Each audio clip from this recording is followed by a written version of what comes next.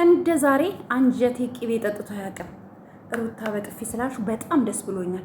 ሄርሜላ ግን ዛሬ የመጨረሻ ከዚህ በኋላ እኔ ስለ ሄርሜላ ላራወራ ቃል እገባላችኋለሁ። ይሄ መልእክት ለሄርሜላ እንድታደርሱ ነው ይፈልጋለሁ።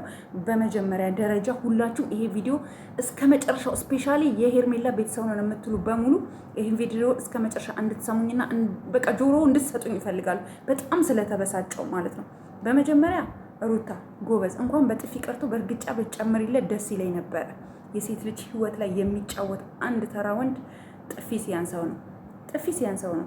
ሌላው ደግሞ በጣም እየገረመኝና እየደነቀኝ የመጣው ነገር ምን እንደሆነ ታውቃላችሁ? ምን እንደሆነ ታውቃላችሁ? አብርሽ ሴቶቹ ህይወት ላይ እንደፈለገ ትላንትና ፍቅርን ምን ሲላት እንደነበረ አይታችኋል። ዛሬ ደግሞ ሄርሜላን ሲያይ ግልበጥ ብሎ ደግሞ ወደ ሄርሜላ እንድትረዳው ቅልስልስ ሲል ነበረ። አሁንም ቢሆን ሄርሜላ ከዚህ ህይወት ውጪ ብለን እኛ በየቀኑ እየጮህንብሽ በየቀኑ ተይ ከዚህ ህይወት ውጪ ከዚህ ህይወት ውጪ እያለን እየጮህንብሽ አንቺ ምንም በፍጹም ልሰሚ አልቻልሽም። ኦኬ ሄርሜላ ከዚህ ህይወት በየቀኑ ነው ውጪ ውጪ፣ ይሄ ህይወት ለአንቺ የሚሆን አይደለም እያለን ያለ ነው። በየቀኑ ነው ገባሽ? በየቀኑ ይሄንን እያለን አንቺ እኛን መረዳት አልፈለግሽም፣ እኛን መስማት አልፈለግሽም። ኦኬ ኢትስ ኦኬ።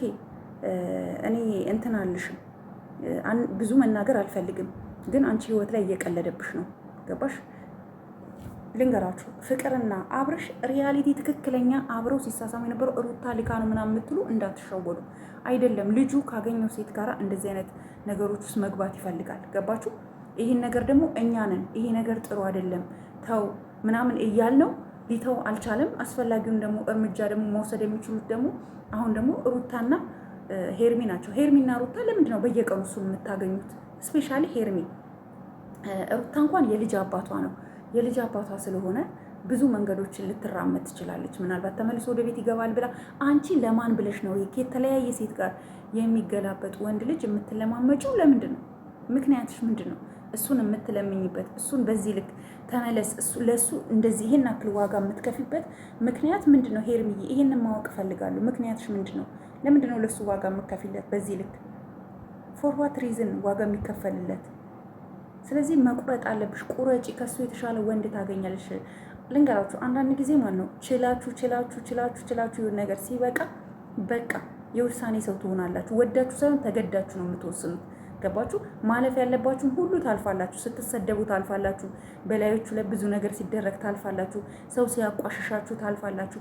ብዙ ነገሮችን ታልፋላችሁ። ነገር ግን የሆነ ሰዓት ሲበቃ ግን በቃ እናንተ አይደላችሁ የምትወስኑት፣ አይምሯችሁ ነው። አይምሯችሁ ደግሞ በቃ ብሎ ሲወስን ደግሞ ወደኋላ አትመለሱም። ሄርሜላ መቼ ነው የአንቺ አይምሮ ከዚህ አይነት ልክስክስ ህይወት በቃኝ ብሎ የሚወጣው? አይምሮሽ እንዲወስን አርጊው፣ አግዢው። ገባችሁ? እኛ ህሊናችን አይፈቅድም ከሆነ ሰው ለመለየት ምናምን ልታገሰው ምናምን። አይምሯችንን ግን ካገስ ነው ሁሉ ነገር ማድረግ እንችላለን። የምንወደውን ሰው እንኳን ባደረገን በሚበድለን በደል በሚያደርስብን ጥቃት ብዙ ነገሮችን አይተን ያ ሰው በቃ ላንቺ የማይሆን ሰው እንደሆነ ራስሽን ማሳመን አለብሽ። እና አሁንም ቢሆን ሄርሚ ከእንደዚህ አይነት አስቀያሚ ህይወት እባክሽን ውጪ እላለሁ። ቤተሰቦቼ ፕሊዝ ስወዳችሁ፣ ለዚህ ቤት አዲስ ከሆናችሁ ላይክ፣ ሼር፣ ሰብስክራይብ አድርጉ። እወዳችኋለሁ። ባይ ባይ።